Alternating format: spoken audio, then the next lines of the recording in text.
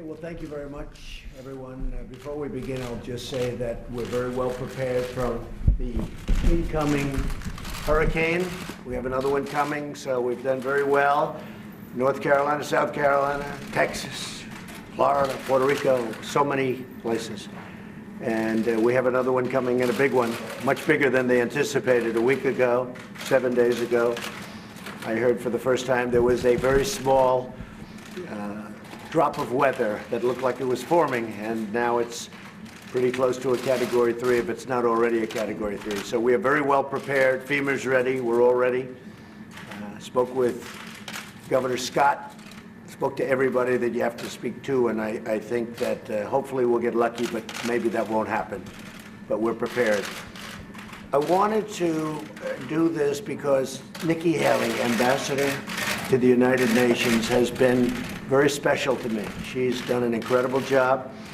She's a fantastic person, very importantly, but she also is somebody that gets it. She has been at the United Nations from the beginning with us, right from the beginning, and worked with us on the campaign. It's been really a long time, very intense, and she told me probably 6 months ago, she said, you know, maybe at the end of the year, at the end of a 2-year period, but at the end of the year, I want to take a little time off. I want to take a little break. She's been a very successful, as you know, governor of South Carolina for 8 years.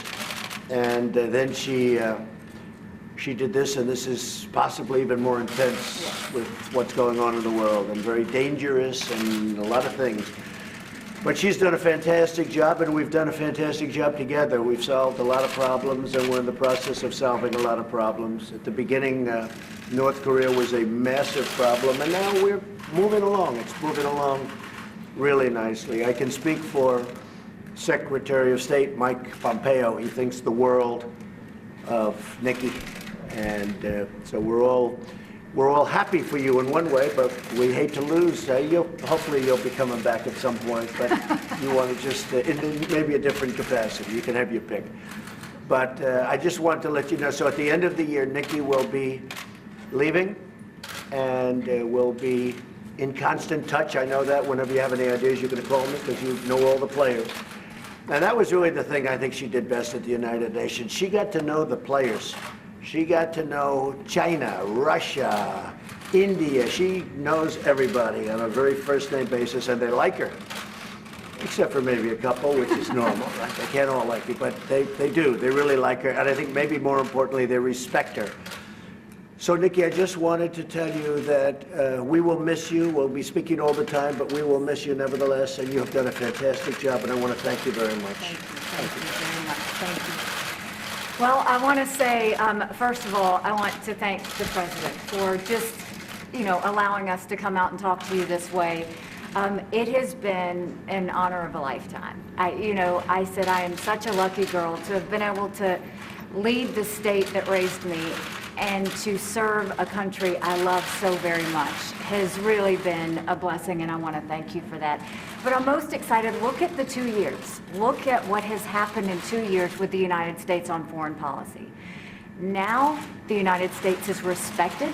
Countries may not like what we do, but they respect what we do.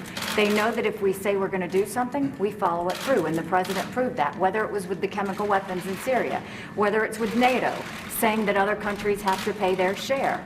I mean, whether it's the trade deals, which have been amazing, they get that the President means business, and they follow through with that. But then if you look at just these 2 years at the UN, we've cut $1.3 billion in the UN's budget. We've made it stronger. We've made it more efficient. South Sudan, we got an arms embargo, which was a long time coming. 3 North Korean sanctions packages, which were the largest in a generation, done in a way that we could really work towards denuclearizing North Korea. The Iran deal, bringing attention to the world that every country needs to understand you can't overlook all of the bad things they're doing. You have to see them for the threat that they are. I think you look at the anti-Israel bias and the strength and courage that the President showed in moving the embassy and showing the rest of the world, we will put our embassy where we want to put our embassy. All of those things have made a huge difference in the U.S. standing, but I can tell you that U.S. is strong again, and the U.S. is strong in a way that should make all Americans very proud. And I do want to say that it's not just the president I want to thank. The family in general. The First Lady has been nothing but very, very kind to me. I can't say enough good things about Jared and Ivanka. Jared is such a hidden genius that no one understands. I mean, to redo the NAFTA deal the way he did, what I've done working with him on the Middle East peace plan, it is so unbelievably well done. And Ivanka's been just a great friend, and they do a lot of things behind the scenes that I wish more people knew about, because we're a better country because they're in this administration. I also just have to say, certainly thank you to my family. Michael is a saint, and my two little ones, I adore them. And to Team USUN. You know, they sacrificed a lot. They put a lot of time and energy into it, but they have a lot of heart and really wanted to make America proud. And so with that, I'm not leaving until the end of the year. My goal is that we make sure that everything is in good place and for the next ambassador to come in. But it's a great day in the United States, and I'm proud to have been part of the team. Now, I don't have anything set on where I'm going to go. I think that the main thing was I was governor for 6 years, and we dealt with a hurricane, a 1,000-year flood, a church shooting, a school shooting.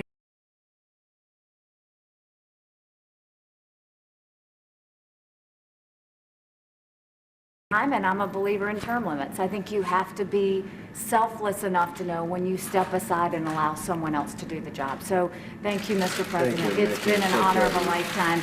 And I will say this, for all of you that are going to ask about 2020, no, I'm not running for 2020. I can promise you what I'll be doing is campaigning for this one. So I look forward to supporting the president in the next election. So good. Thank you. There we are. That's Nikki Haley, just with the news that she is resigning as US Ambassador to the United Nations, but also, as you just heard, saying she's not planning. There have been some speculation she might run as a rival to the president herself, but she's not in 2020.